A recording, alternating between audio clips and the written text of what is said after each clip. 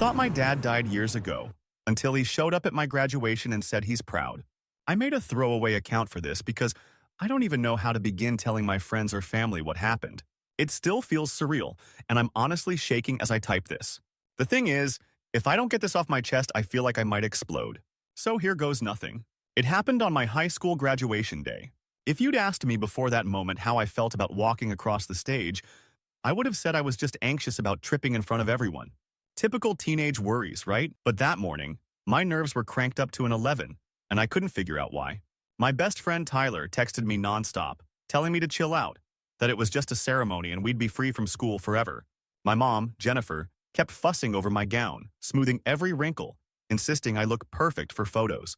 She had that watery smile moms get when they're overwhelmed by the fact their kid has grown up. I tried my best to smile back, ignoring the weird knot in my stomach. When we arrived at the auditorium, I was bombarded by the usual graduation chaos. Excited classmates, proud parents, tearful teachers giving last-minute hugs. The principal stood at the entrance, shaking hands and beaming as if he personally raised each of us. Nothing seemed out of the ordinary until I noticed a figure standing off to the side, in the shadow of a vending machine. He was tall, with broad shoulders. He wore a dark blue cap pulled low over his eyes. Something about him tugged at the back of my mind, like a forgotten dream. But I shook it off. I figured it was just some other student's relative, looking for the restroom or something. So I ignored the feeling, took a few selfies with Tyler, and headed backstage where we lined up alphabetically. I remember the moment they called my name, Logan Matthews. A surge of pride and adrenaline hit me. I stepped onto the stage, the bright lights nearly blinding. For a second, I couldn't see past the first couple of rows in the audience. The principal handed me my diploma, and I remember hearing cheers from Mom, Tyler, a bunch of classmates. My heart hammered so loudly it almost drowned out everything else. Then I spotted someone in the back of the auditorium, a man standing alone, half hidden behind a column. I blinked, and the rest of the auditorium seemed to melt away. Because from where I stood, that man looked exactly like my father. The same father I was told had died 13 years ago. My brain literally short-circuited. I forgot I was on stage. It felt like someone slammed a fist into my chest, and for a second I couldn't breathe. The man's eyes met mine. Even at a distance, I recognized the subtle tilt of his head, the shape of his jaw, the way he stood with his shoulders slightly hunched. This was impossible. My dad, Michael Matthews, had been gone since I was 5. He'd died in a tragic car accident on a slick highway. I'd grown up with the story. Dad lost control, crashed, and never made it to the hospital. Mom told me so. She showed me the paperwork, the condolences from relatives. Yet here was this man who looked and stood and stared exactly like him. I stumbled on the edge of the stage. The principal's hand shot out to steady me, and I forced a shaky grin.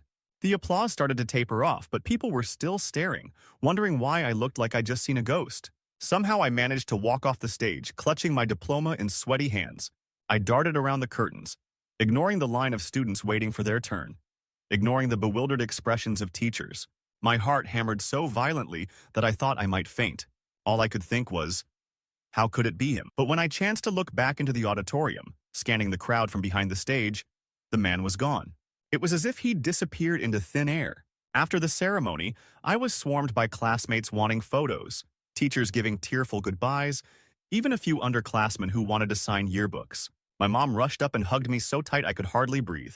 Normally, I'd be rolling my eyes and laughing with Tyler, but I could only manage numb, automatic smiles. The whole time I was craning my neck, searching every corner, scanning every face. The man, my father, never showed up again. I started to wonder if stress or adrenaline had made me see things, but I couldn't shake the certainty that the face I saw was real. Mom noticed how distracted I was. In the car on the way home, she kept glancing at me, her knuckles white on the steering wheel. "You did great, sweetie," she said, trying to coax me into conversation. "I'm really proud. Valedictorian. Scholarships. Everything. I can't believe my baby's all grown up." "Sight?" Yeah, I managed. Normally, I'd be blushing at the compliments, maybe teasing her back. But I was stuck in my own head. I wanted to say, "Mom, I swear I just saw Dad." But I couldn't form the words. It felt insane. And deep down, I suspected she'd shut it down immediately, insisting that it was impossible. That night, I lay awake, replaying every moment of the ceremony in my mind. I remembered the shape of the man's shoulders, the color of his hair, that stunned look in his eyes that mirrored my own. The next few days were a blur. Tyler thought I was just going through post-graduation blues, So he kept texting me memes and jokes about how we were finally free from high school. My mom started pushing me about college decisions. She wanted me to finalize my dorm arrangements, go shopping for campus necessities, figure out my orientation schedule. She kept offering to help, telling me how exciting it all was, but I stayed distant. My thoughts returned again and again to that single moment of eye contact.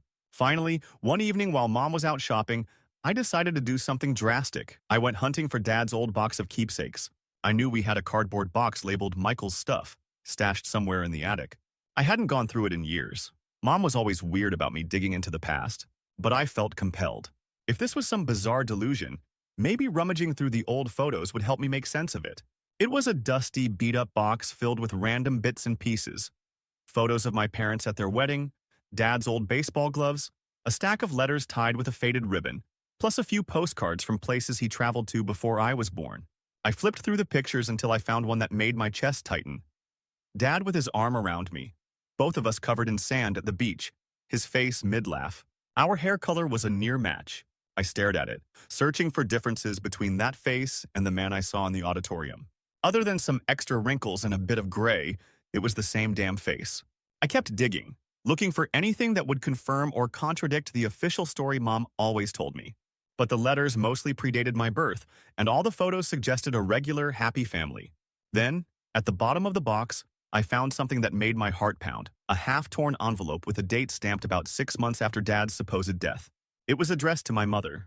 The return address was smudged, unreadable.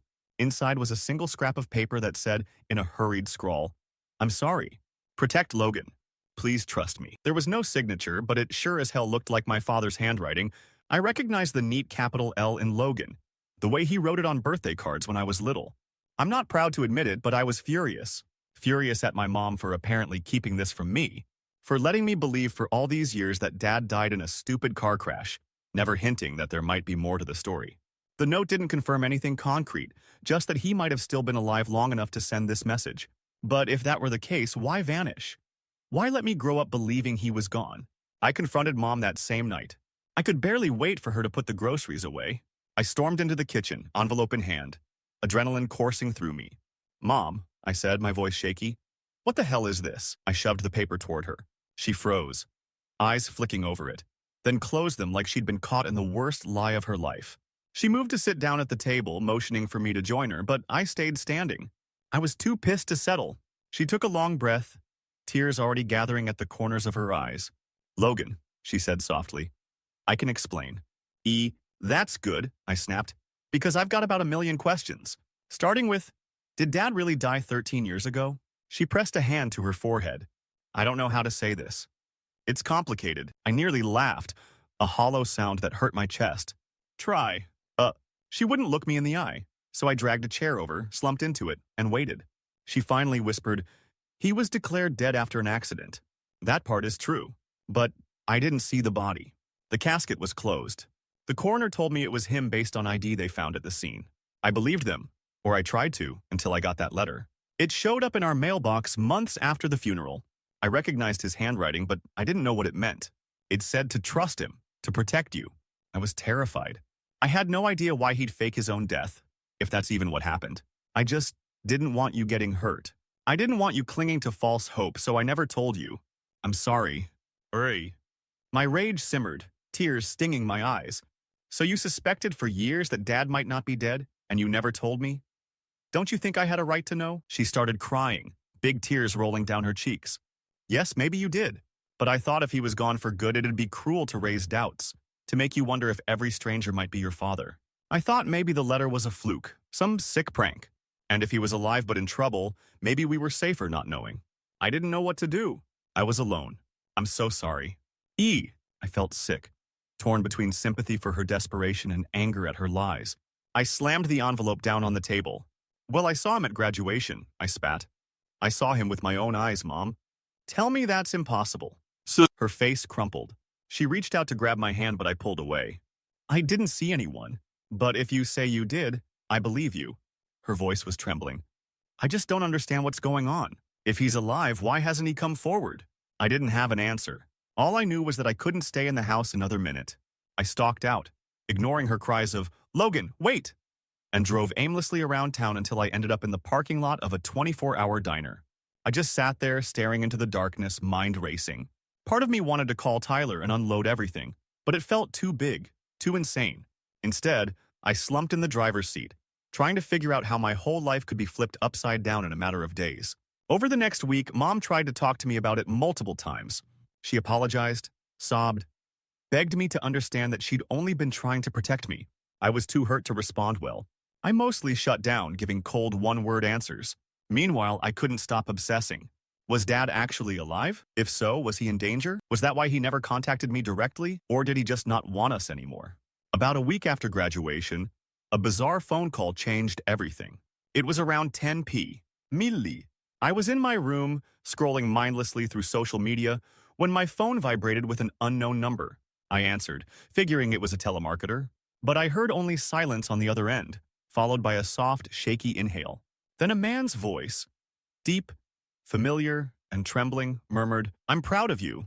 I sat bolt upright, my heart lurching into my throat. "Dad?" I whispered, but the line went dead. I stared at my phone in shock.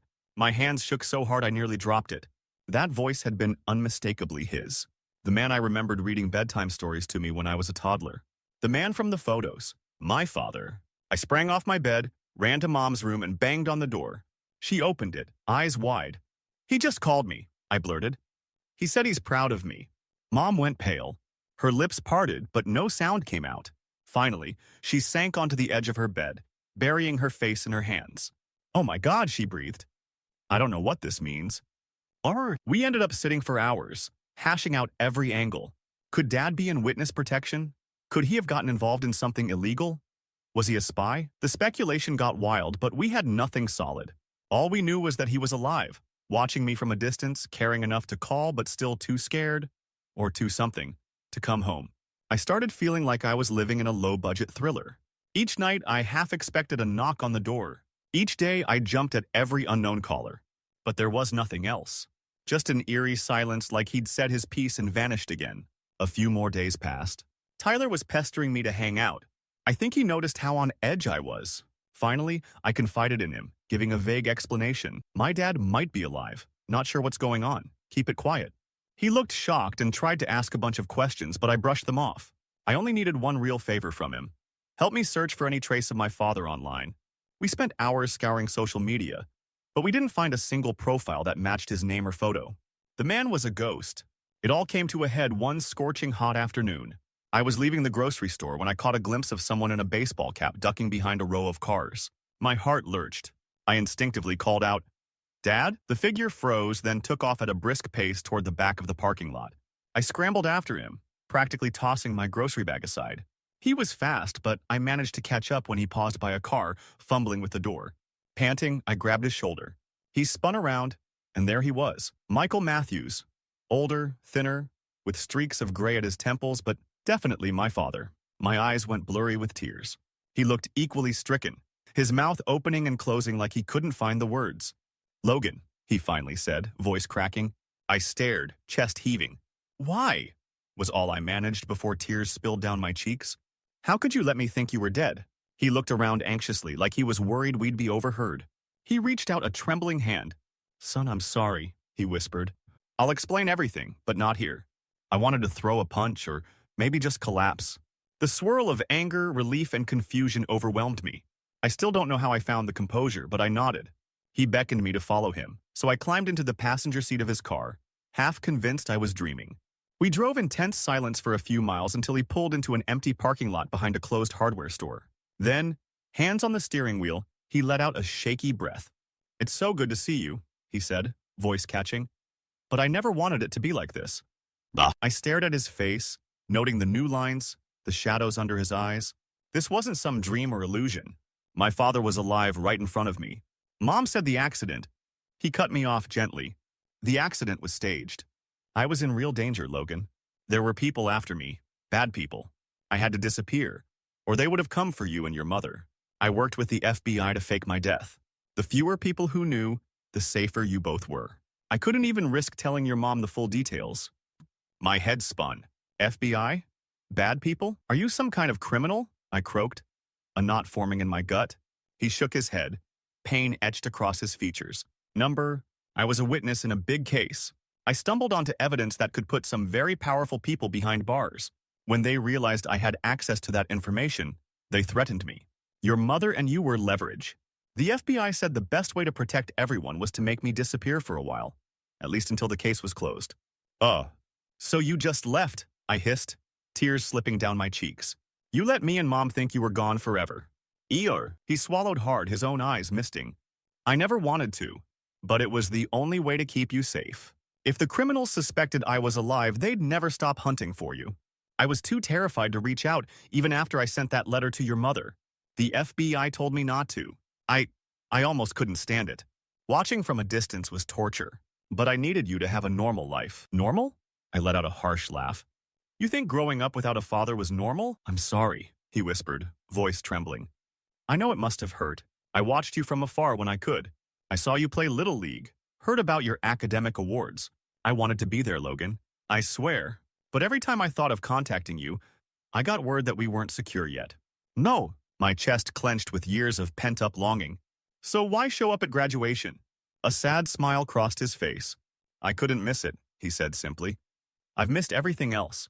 Your birthdays, holidays, so many milestones. When I heard you'd be valedictorian, that you'd worked so hard, I had to see it with my own eyes. I stayed in the back, planning to slip out before you noticed me. But you spotted me. I didn't mean to cause you panic. I pressed my hands to my face, trying to slow my racing heart. Tears trickled through my fingers. I don't know if I should hug you or punch you, I muttered. You basically abandoned us. You left Mom to pick up the pieces. He winced. I know. She didn't deserve any of it. Neither did you. The trial ended recently, and the last appeals just went through. It's safer now, though I'm still being cautious. I was working up the courage to actually approach you and your mom face to face. Then you saw me in the parking lot, and here we are. He swallowed. I understand if you hate me. I couldn't speak for a moment. My throat felt raw, tears blurring my vision. Part of me wanted to scream that yes, I hated him for not being there, for letting me mourn him, for all the heartbreak he caused Mom. Another part of me still loved him, because no matter what, he was my dad. The man from my earliest memories, the one who used to carry me on his shoulders through the park. Finally, I managed. Mom's alive with questions too. She's been hurting. He nodded, eyes heavy with guilt. I need to see her. I want to explain, but it has to be on her terms. And yours. You both deserve the truth. We talked there for nearly 2 hours. Me peppering him with questions, him explaining how he'd gotten tangled with a corrupt organization through his old job, eventually turning informant. The details made my head spin. By the end, I was emotionally exhausted, and Dad looked the same. I told him he owed Mom an apology bigger than anything, and he agreed. We decided we'd meet at our house the next day if Mom was willing. I drove home, mind swirling. Telling Mom that I'd actually sat down and talked to Dad felt like stepping into an alternate reality. She listened in stunned silence, tears streaming down her cheeks. When I told her about the trial, the threats, the witness protection arrangement, she pressed trembling fingers to her lips. He's alive, she whispered. I hoped, but I never let myself believe it could be true. She finally nodded. Okay, let's see him. Let's hear him out. The following afternoon, I paced the living room, palms sweaty, waiting for Dad to show up. Mom sat on the couch, fidgeting with a throw pillow. Neither of us spoke much. Around 3, a tentative knock sounded at the door. My stomach lurched. I opened it to find him standing there, holding a small bouquet of flowers like some awkward prom date. His eyes flicked between Mom and me. Hi, Jen, he said softly. She was already crying, her hands shaking as she clutched the pillow. He stepped in, gently set the flowers on the coffee table, and then there was this long, painful silence. I cleared my throat, trying not to break down myself. Dad, I said, maybe just talk. He nodded, swallowing. Then he told Mom everything he'd told me, more or less. The threats, the FBI, the staging of the accident. She sobbed into her hands, anger and relief crashing over her. She demanded to know why he hadn't warned her, told her the truth, let her decide if she wanted to take the risk. He explained that once the wheels were in motion, the FBI insisted on zero contact to make the ruse believable. He'd disobeyed them once with the letter, and they nearly cut him off. He didn't want to risk them pulling their protection and leaving us open to danger. Mom raged, listing all the nights she spent crying, all the ways she had to help me grieve a father she also believed was truly gone at first, until that note arrived. Dad cried too, apologizing over and over, saying he never wanted any of this. I stood there watching the two people who meant the most to me break down, realizing that there was no instant fix for 13 years of pain. I stepped into the conversation occasionally, reminding Mom that Dad truly believed he was protecting us. It was messy and raw, and we ended up talking and sometimes shouting for hours until the sun went down. Eventually, though, the anger drained, replaced by this cautious relief. He was alive. We had a chance, at least, to be in each other's lives again. It wouldn't be a fairy tale reunion. There were too many scars, too much time lost, but at least the secrets were in the open. At one point, Mom murmured, "So it's really over then? The danger's past?" Dad nodded, explaining the final convictions. "Yeah, it should be. There's always a small risk, but the major players are locked away for life. No one's come after me yet, and the feds say we're basically in the clear." Oh, we all exhaled, almost in unison. That night, Dad didn't stay over. Mom was nowhere near ready for that, but she agreed to keep talking. "Step by step," she said quietly. Dad gave me a tearful hug before he left, promising he wasn't going to vanish again. He handed me a new phone number, telling me to call anytime. The days that followed were emotionally draining. Sometimes I'd call him just to talk about mundane stuff, trying to piece together the person he'd become. Other times, I'd get hit with a wave of resentment, remembering birthdays he missed, father-son events where I stood alone. I'd lash out, pushing him away. He took it all, apologizing, saying he understood my anger. Mom was similarly torn. She'd alternate between affectionate nostalgia and biting fury. We arranged a few dinners together, always feeling out the new dynamic. It was weird seeing them both in the same room. Part of me was thrilled to have a chance at a complete family again. Another part of me wondered if we could ever repair the trust that was broken. Word got out slowly. My grandparents were stunned, to say the least. They'd attended his funeral, stood by the casket, believed all of it. Dad had to explain to them too, which was another round of tears and anger and confusion. Eventually, we set ground rules for how we were going to move forward. We all agreed that Dad needed to focus on rebuilding relationships, that we'd respect each other's feelings even if they were messy. It was awkward as hell, but it also felt like progress. Meanwhile, my college orientation date was fast approaching. I debated whether to invite Dad to come along. Part of me longed for that fatherly presence, someone to help me lug boxes and arrange my dorm furniture. But the other part was still raw, not sure if I was ready to publicly act like everything was normal. In the end, I told him I'd let him know how I felt closer to the move-in date. He nodded, saying he'd respect any choice I made. There's no neat ending to this story. I don't have a perfect reunion or a happily ever after moment. What I do have is a dad who, against all odds, is alive and trying to be part of my life again. My mom and I are still working through the betrayal we both felt. Some days it seems like we might all find a path forward. Other days it feels like there's a mountain of regret and anger standing in the way. But no matter what, I'll never forget the shock of seeing him at my graduation, the moment that flipped my entire world upside down. If you made it this far, thanks for reading. I know it sounds like something out of a movie, but I swear it's real. I'm not asking for advice so much as I just needed to tell someone, anyone, beyond the tiny circle of people who know. Part of me still wakes up expecting it all to be a dream, expecting to find out there was some crazy misunderstanding. But every time I see my father's face, watch him rub the back of his neck when he's anxious, a habit I inherited, it turns out, I'm reminded that truth can be stranger than any fiction. And that sometimes the dead can come back, only for us to discover they never really left in the first place.